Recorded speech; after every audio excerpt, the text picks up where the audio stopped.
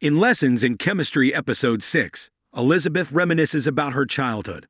Growing up, her father was a preacher who spoke of being chosen by God, citing signs of fire as his evidence.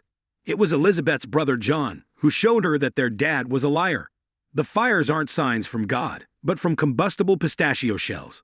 This revelation may have been the beginning of Elizabeth's fascination with chemistry.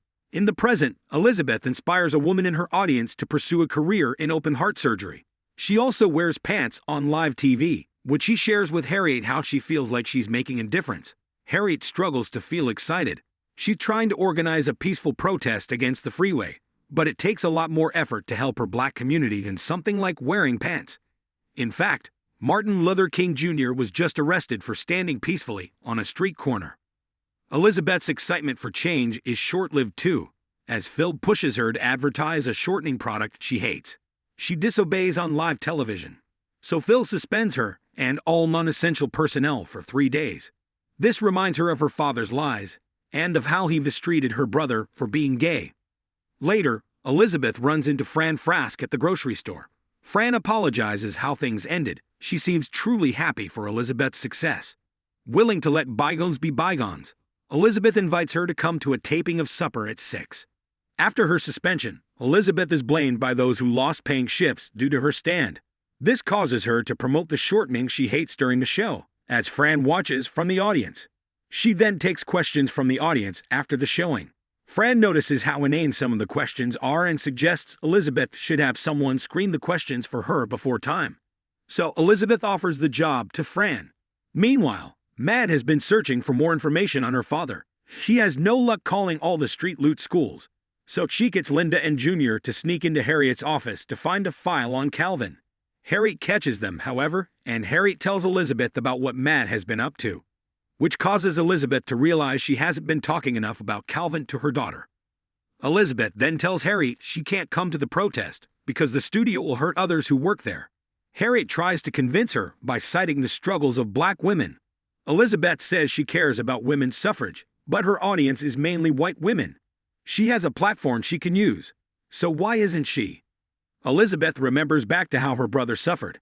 Her parents would drive him around in the trunk of their car.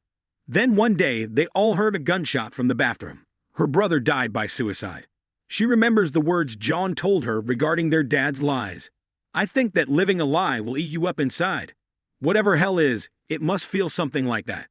Taking Harriet's words to heart, Elizabeth announces on her show that she'll be joining a peaceful protest to fight the freeway. Phil suspends her for 4 more days, but Elizabeth isn't scared. She cites how much money he will lose. She won't feel the loss nearly as much as he will, so he can go ahead and suspend her. She can afford to pay for the crew's lost wages anyway. So Elizabeth attends the protest with Harriet and so many others. When the police show up to tell them to disperse, they all sit down instead, following Harriet's lead. They then forcibly remove some and beat them, and they arrest Harriet and Charlie. When they get home, Charlie admits to Harriet that he's terrified for her safety. After the protest, Elizabeth finally sits down with Mad to talk about Calvin and ask about what she's learned about him. She also shares with her how she used to remember her brother John, when she was the same age as Mad with pistachio shells. Mad then feels emboldened to continue her investigations. Most of the letters she got from Linda and Junior were from people asking Calvin for money, except for one from Avery Parker, who mentioned street loots in Modesto. She shares this with Reverend Wakely. Seeing the letter, only then does Wakely realize her dad is Calvin Evans. The episode review. I just want to hug everyone after the revelations in this episode. Mad, Harriet, Charlie, Elizabeth. Elizabeth's poor, wonderful brother John, whose thoughtful words guide Elizabeth's life even now. I'm so glad to see his memory, along with Harriet, inspiring Elizabeth to take a stand for more than just the right to wear pants. One of the things I like about this show is that in its focus on women's suffrage, it doesn't downplay the things women are fighting for in any way, but it does put things into perspective. Elizabeth's wearing pants is a great victory, but the show puts into perspective how her victory